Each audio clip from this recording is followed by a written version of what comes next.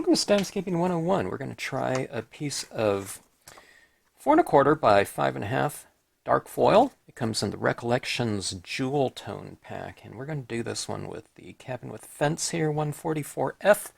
Along with some of the new fences, I want to use those in a winter scene, and what better surface to do it than kind of a dynamic, but I don't know, it's kind of a subdued foil as well. It's not, these darker ones aren't mirror reflective, but they are dynamic in that amount of light they reflect for such a dark piece of paper. Okay, now you can do something like this on a non-foil. You can do it on like a black glossy or something like that. This one's a really super dark blue glossy. Any type of dark surface. Okay, now the inks are going to take differently to different surfaces, but you can do kind of a similar application in terms of the technique here, okay? So what I'm going to do is I'm going to do some blocking out with some white ink on here. I'm going to roughly put this cabin with fence about right here. I'm going to leave a little bit of an opening here, I think, for my lady writer to be kind of backlit by a moon. But one of the things I want to do is when I stamp my fences in here, okay, I think I'm going to do the large one like this, kind of wrapping around in here. I want to put some snow up on these, up on the top surface of these, I don't know, what do you call it, rungs, or not rungs, but I don't know, whatever you call it. Okay, so what we're going to do is we're going to take 100% cotton ball and a brilliance pad. Okay, now you don't need the brilliance pad if you're working on something like a, a dark piece of construction paper or mats, cardstock or something like that. If it's glossy, if it's a foil, you're going to have to use your brilliance ink. I just don't know of any other type of ink available for that. Okay, so my cabin is going to be roughly right here. You don't have to be perfect about it. Now, I want my trees to show up, so I'm going to have to do kind of a light background, right? Because black against dark blue is just not going to show up, unless you want to do one of those kind of hidden object type of things like I do, where you can't see anything until you kind of reflect it, in the light like that, and I don't know, something appears. I did that for for a Halloween card with some eyeballs in the sky. It was kind of cool to do something like that and to get that type of look. But here we are going for visible impressions, okay? All right, so back in here, let's go about like this, right in here. Don't worry about getting like super smooth applications of this. It's going to look a little bit blobby. If you have never used a brilliance pad before and you go and grab one, you're going to be working with a really super juicy one, so you're going to be going like this, and it's going to be real kind of blobby looking, okay? But just kind of spread it around like this. If it's on foil, it's not going to be drying super fast on you, okay? So you don't need to worry about kind of first applications, okay? All right, so what I'm doing is I do this thing called what I refer to as spotlighting, okay? If I know where some character within my piece is going to go, mainly my lady writer and my cabin, okay, I'm kind of bringing the spotlight on them. And plus, I like my rooftops to be a little bit lighter, so I'm roughly trying to get that area right there a little bit lighter. Now, if you're working on foils, what you'll find is that takes a little while to set up, and you might kind of start doing this, and it's like, you know what, I'm kind of removing ink more than transferring it. So just kind of come down, into your other areas that you're going to be applying it, okay? And move that around, and this will start to set up a little bit, okay? It's not going to dry on you, but it'll start to get more affixed to the surface, and the surface will start to not dry, but it'll get a little bit drier than, when it was, how it was when you first applied it. I mean, I can still wipe this off completely, though, if I needed to or wanted to. But you'll be able to build up your ink much easier, just, with a few minutes of kind of drying time, okay? Now, this doesn't have to be super smoothly applied. Mine never is, but I found that I think it looks a little bit more, I don't know, kind of interesting the more varied your surface is, okay? It's because it's like light kind of oscillates in nature kind of nicely anyway, okay? Unless you're on a foggy day and everything is kind of illuminated the same way. But on something like this, I just found it to be easier, less worrisome, but more conducive to the overall kind of aesthetic quality of your piece anyway, okay? All right, so adding this down. Now, down here, it's going to represent snow. I want this to represent kind of a snowy winter scene. So this is snow down here, reflecting moonlight, okay?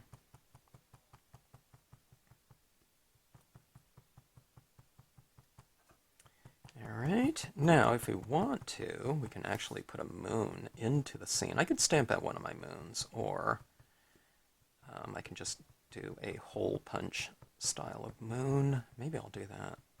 The moon could be out of the scene too. You can have moonlight in a scene and not have the moon in there. It could be, way, above our scene. Or it could be behind me. I don't know, whatever. So it doesn't have to be kind of physically in the scene. It does make kind of another dynamic visual, though, if you do put it within your scene. So, that being said, if you wanted to do something like that, it's no more difficult than, taking, here, let's just do a hole punch on here. I mean, if you want a bigger one, you want a 1-inch, super dramatic one, then use like a 1-inch punch, okay? I think I'll just go for the standard hole punch like this, and I'll go like this. We'll take our white ink. I'm going to do this. I'm going to do this with my white acrylic paint pen. Let's make our moon really stand out. Okay. Let's go like this. Just go like that. White acrylic paint pen will work on this just fine. This is kind of one of the reasons why I switched from my white gel pen. I do love gel pens and everything like that, but I just find the acrylic paint pens, I don't know, they're just a lot easier for me to handle, just because it works on anything. And it's not a roller ball, so it's just a little bit easier to utilize. Okay, so this has all been stamped out, or filled out. I mean, look how rough this is, okay? You do not have to get it, perfect on there. We're going to be stamping over our imagery over this anyway, so don't sweat it. We're going to have to heat set this, though, so let's do that.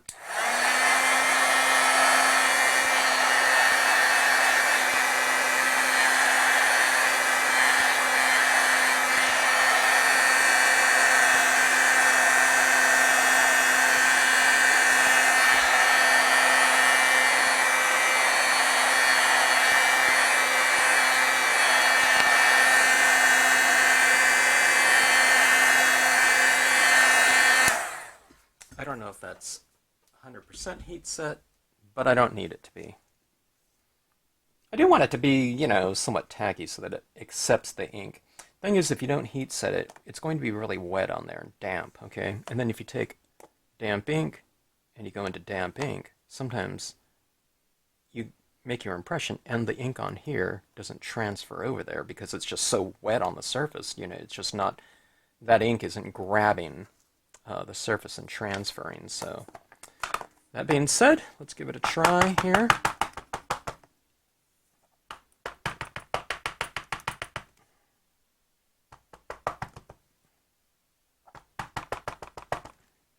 Now, in Scenic Stamp, you don't have to stamp your whole stamp, okay? Don't think of it like a word stamp or something like this. This is probably going to be hanging off the edge of my page, okay?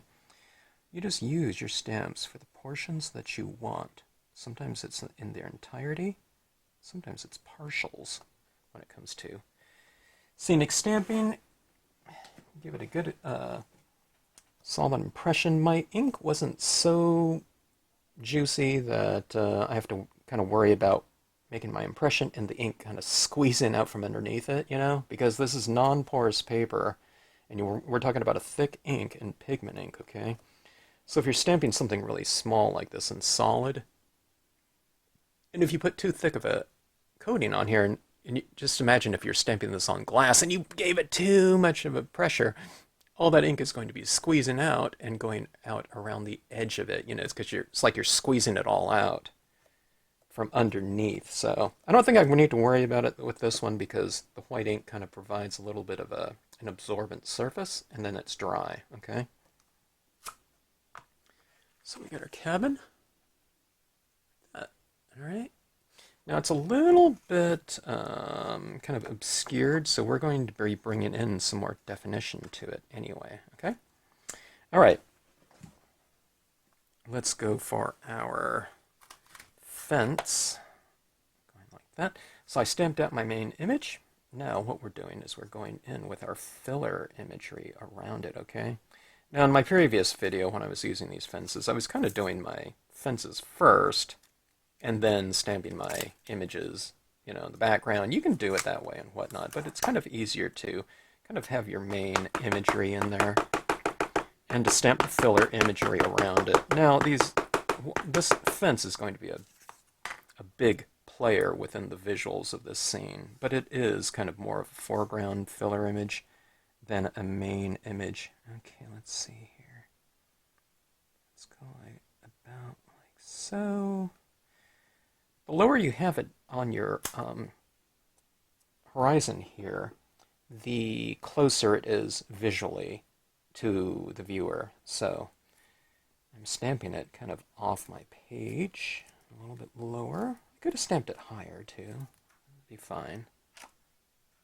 All right, so see how that kind of bends right around up to that cabin right up there, and I think I want to go for a smaller fence. Okay, this is the left side. Let's go with the right side up here. Okay.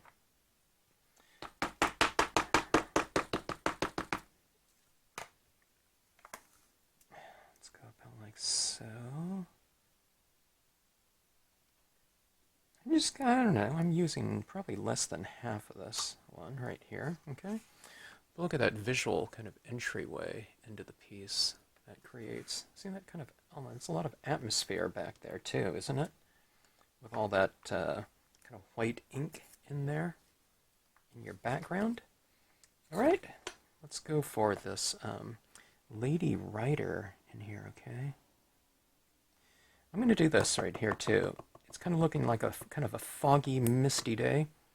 I'm going to put this horse in the snow. So what I'm doing is I'm wiping off the feet. If the horse is, if you have objects standing in something that's deep, like grass, snow, whatever, water, what you do is you wipe off their feet, right? So it doesn't look like they're walking on water unless you want to do that.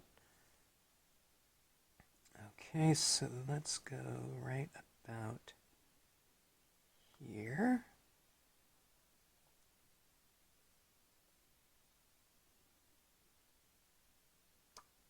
All right, there's your character right there. And I think I'm going to do a bit of a background tree right here. It's kind of capping off the edge right over here. So I'm going to go like this. I'm going to wipe off some of the bottom here. Since this is it's a really quite dark ink, you know, and thick, with the really, you know, the pigment black. Okay, so see then I kind of wiped it off the bottom, so it kind of transitioned a little bit more. So it's kind of creating a little bit of an opening. Now I don't want to put that tree right back here in darkness, because I won't be able to see the silhouette of our rider really well. Okay. Now let's see if I've kept my tiny rock stamp on my smallest of acrylic blocks. I can't even find it now. Okay, note to self, I really need to clean off my desk here very soon. Oh, here it is right here.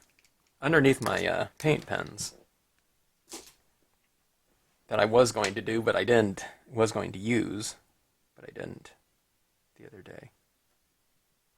Okay, so here's some additional rock textures, okay? And this kind of gives a nice foundation in the scene. See, it kind of anchors down the fence to the surface, don't you think? Right around in here, see that? There you go.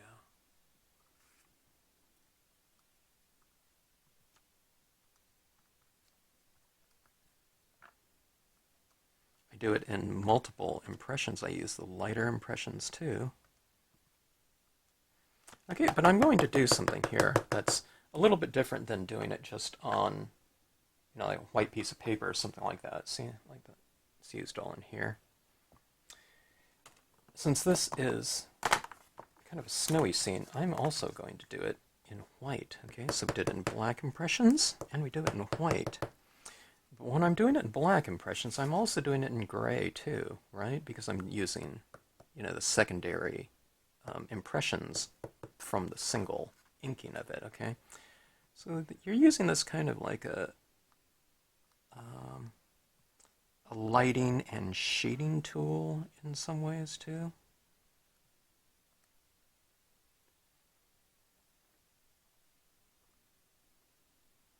Okay, so there you have it like that. See that? When you look at it at arm's distance, it just kind of creates a little bit of shimmer on the surface like that. Look at that kind of opening back there.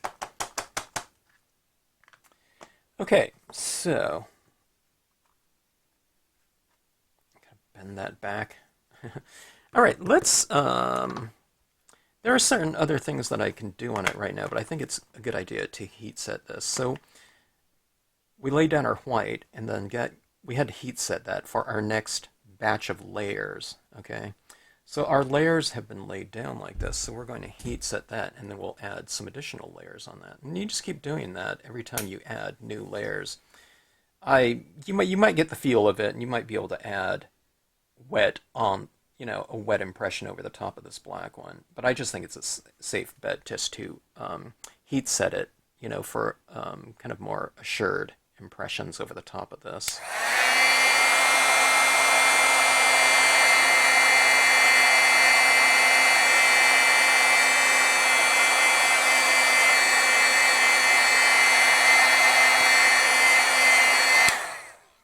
And it just takes a few seconds. Okay, now let's take a look at some things in here. Let's take a look at that moon up there. Now I want that moon to be pretty dry. I can't tell if it is, but I think it is. And let's make that moon a little bit softer. It has a very crisp look to it, and it's also very, very light in value, of course, so it really stands out powerfully, strong, which I still want it to do, but I just want it to be a little bit more incorporated into the scene from a textural standpoint. So Q-tip, blot it off quite a bit, especially if you're using brand new pad, okay? Mine's not new. So, and I ink it up accordingly. I try not to ink it up too much. And see this very soft application of my ink around the moon kind of makes the moon look like it's glowing, okay? See that like that? I could probably go for a little bit more. It's still kind of harsh. So see that right there? You don't have to do it equally around all sides either. What you're doing is you're taking the background and making the background lighter, going up to that moon. So see that? It kind of matches, from a textural standpoint a little bit more. Okay, now, things two, I like to do kind of a little fogging effect. A lot of people tell me that they didn't get the hang of this, but it's all about transitions, okay? When they do this, they go like this and they just stay in one spot, okay? But you want it to, your kind of mist to dissipate. So what you want to do, you kind of go like this, like 1, 2, 3, 4, 5, 6, 7, 8, 9, 10. And see, I'm kind of moving it. I kind of go for a little bit and then I move it like that, okay? So you apply very lightly and then you kind of move it out from that spot so that you get this kind of transition of a stronger application of it to a much, much lighter application. Like mist does, it kind of just, it's not one solid thing of, you know, like white, like that. Let's put it over this horse right here, okay? Adding it down at the base and then transitioning it up like that, okay? Now do you see, look at the hind area of the horse, okay? You see how that is? It's lighter down here, and then it moves up and it kind of dissipates. But see that looks good like that, kind of varied. Okay, it seems that there's some mist over here, not over here. So, and there's some mist right here, and how about on these posts, like right here? See this right here? I'm kind of dabbing it around, and it's very, very light. Okay, and then you keep using the drier portion of it like this, and trust that there's some on here still. Okay, it's barely visible, but that's the way you do it right there. Okay. Trees in the distance like that.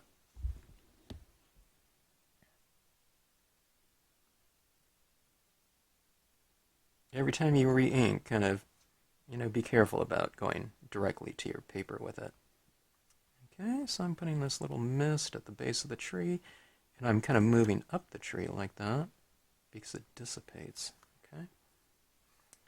All right, so, well, let's see, let's bring a little bit more of that around here. It's kind of adding a nice kind of atmospheric touch, don't you think? That's what texture will do, and lighting too.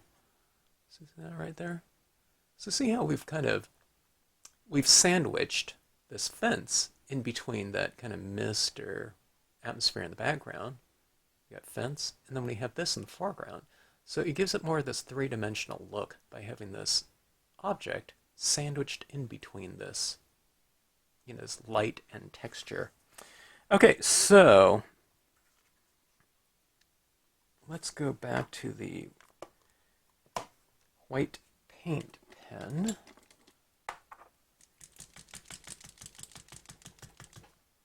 All right.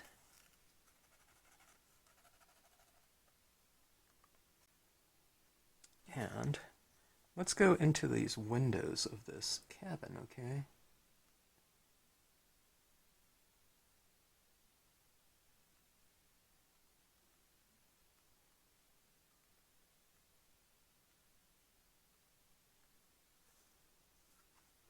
See, it's kind of that lighting is coming out of the cabin. It stands out really too much, so you have to kind of bring some of that lighting into the area around it as well, okay? And I'm going to put some on top of my rooftop up here.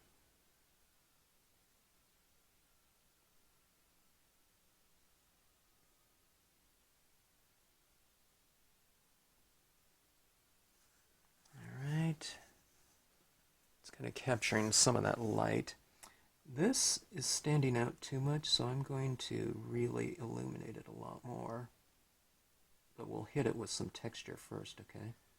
And I'll show you just how easy kind of changing that will be, okay?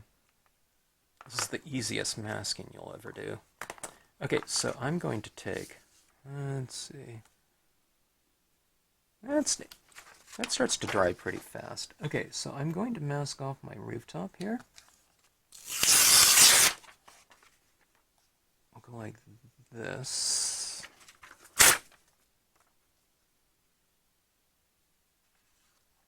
Okay, so I use your straight sides like that, okay?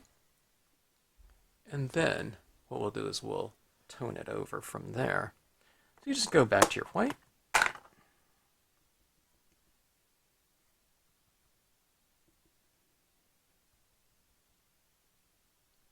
I didn't mask off the back of the house rooftop.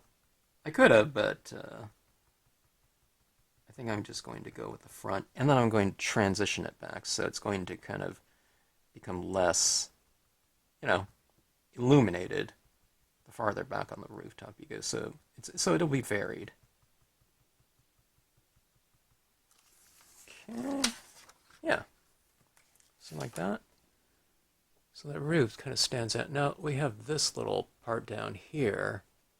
Let's illuminate that too. There's this little, I don't know, what do you call it, awning or whatever around that porch.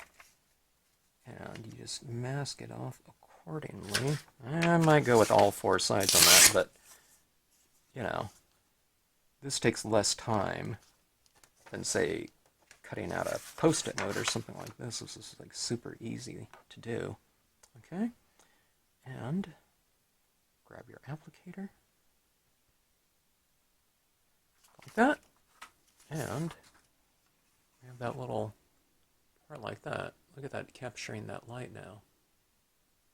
See that? Okay, let's see here. Fine tuning, again. There's these little posts out here. Now, I'm not just trying to invent everything like this. See, this is lighter on the design on the rooftop. And see, this is lighter right here. Now, see, there's these posts right here. Now, I don't know if you don't have to do everything, but it gives you a pretty good idea of what you can do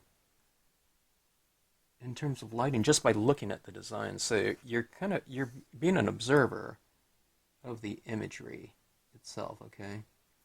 So you go like something like that. Yeah, it's a little bit too light though, so you can blot some of it off like this. See, I'm just kind of taking it off like that, and there, that's better. Okay. Alright, now see these little rocks down here?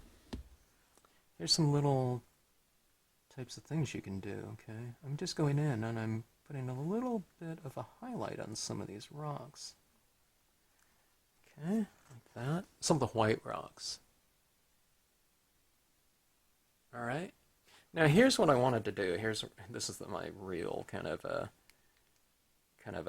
killer application for these fences. I wanted to put some kind of highlight on some of these, like they're really capturing some of that light like this.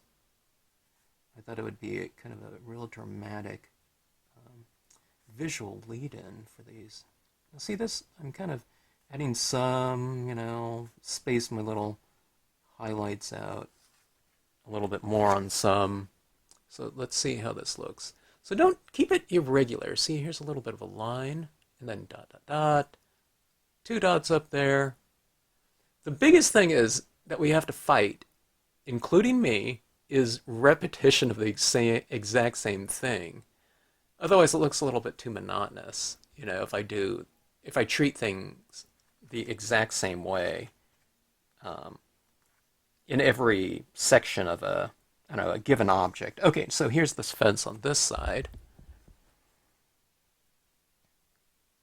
And like I said, see, there's lighter areas on the design, okay? So that's just opportunities for you to do some highlighting on top. But you don't have to stick with it either, And you don't have to highlight everything that's lit on the designs because they're lit already. But oftentimes, the only thing I'm doing is I'm reiterating the shadows. So I might make certain areas a little bit darker where the shadows are on the designs, like maybe at the base of them. And then I'm lighting the areas that are light on the design. So I'm following the designs. I'm being an observer of the design.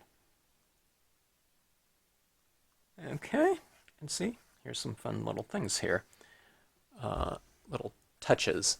Okay, see how these trees are right here, and the trees are right over here? Well, where are they in relation to the lighting right here? Okay, this tree right here, its left side is facing the moon. So I'll put some highlights on the left side of the tree, like that, okay? Now this one right here, it's got, it's the tree is like below it, but I'll put some highlights on the right side of this tree. It's a little bit too much. I'll kind of vary it a little bit, but kind of on these trees that are in the background here too, I'll put some highlights, for the most part, on the right side of them. Now you're not making a mistake like, oh my god, I put a dot on the left side. You know what I mean? That's not a tragedy, okay, or anything like that. A couple highlights like up here on, the top of the fence posts, or on the posts, maybe, on the side of the fence post facing the, the moonlight. See, that kind of brings everything to life a little bit. Doesn't it make it look a little bit more festive and three-dimensional like that? All right, so that's looking pretty decent from a textural standpoint.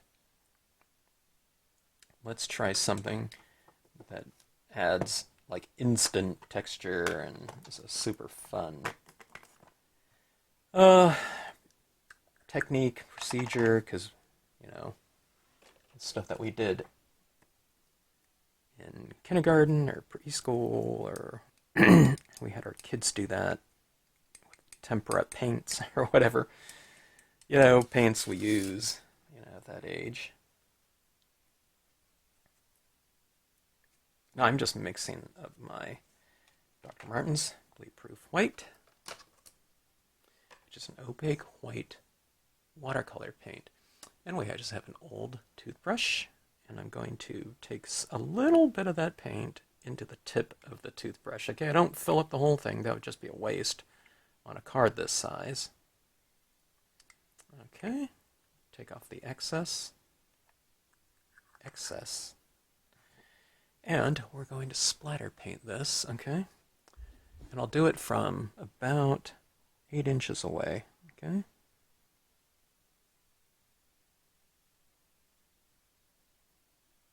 It's like getting a little frosting of snow.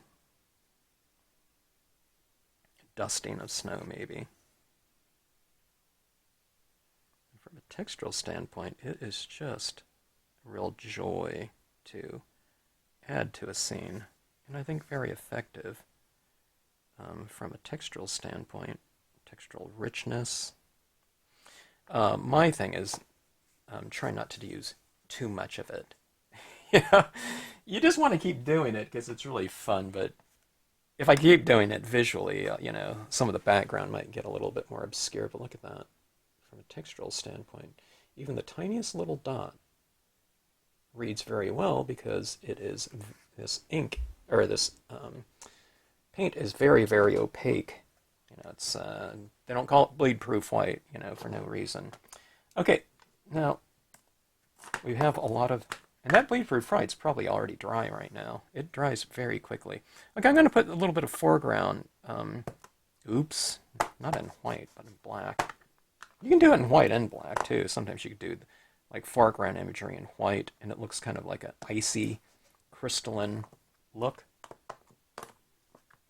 But let's go with some little grass right here, reeds. I'm just going to put this right here in the left side. I'm going to do it over here because we're seeing that this road is coming down here. Unless it's completely overgrown, you wouldn't have it blocking off the roadway, but see that right down there? It's just like a little subtle thing like that, but that is our scene right there. So let's see, not too long. The scene right here, I mean, it has a lot of different things in here, a lot of different techniques, but it's a simple type of process with, black and white. White, 3 elements of white like this, okay? And 1 black, So it's pretty simple when you're working on colored paper because the paper is already established, the coloring that we'll use. And then when we're blocking off certain areas of it, it turns into a different, like that's a kind of a bluish tinge, right? It's not this color blue right over here. because that's uncovered. But see, there's just different versions of that foil blue throughout this piece right here. And the amount of it that we can see just depends on how much of the white ink we've applied over the top of it, kind of blocking it off. So that passage right back in there with that lady writer looks pretty interesting, doesn't it? It's like kind of opening it up into space like that. But the visual lead-ins are fun. These fences like that, illuminated, with, capturing some of that snowfall on them is really fun. So from the visual standpoint, we kind of go like that, and we go like that, I think. This is our movement like this, I think. I'm talking about, when someone receives something like this, what do they notice first? Well, they'll probably go right to that figure right there, but we've led them in through this space here and opening. But look at these little rocks down here too. See these little rocks down here in black and white with those little dots down there. It kind of like leads us right in there, this illuminated pathway into there.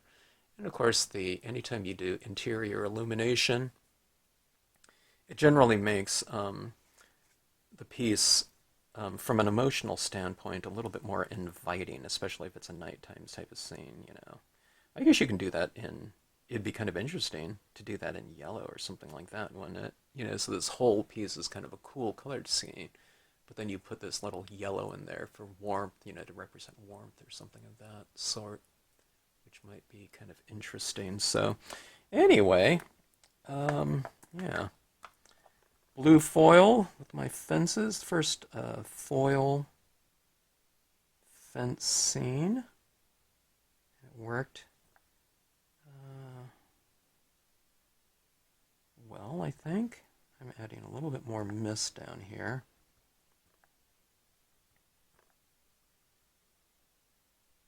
A little bit more fog and illumination like this.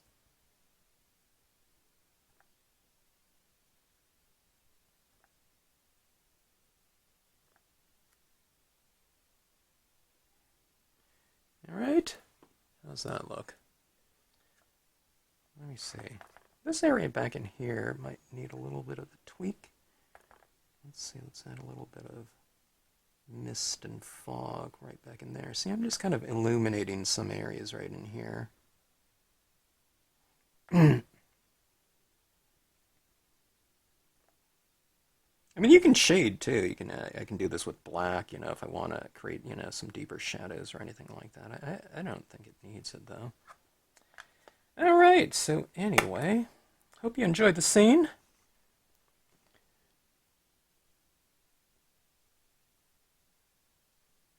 You can, we can also have done, instead of moon, you could have done like North Star.